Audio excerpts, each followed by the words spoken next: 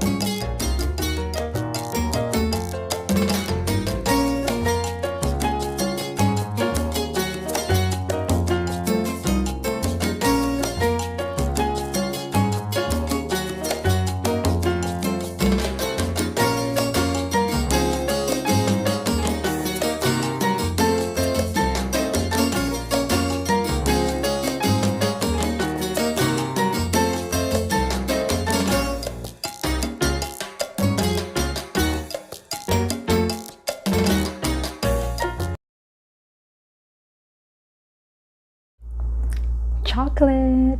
Let's see.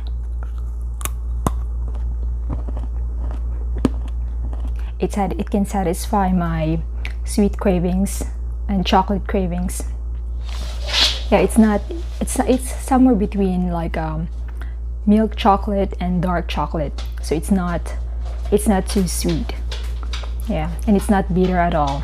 It's just right.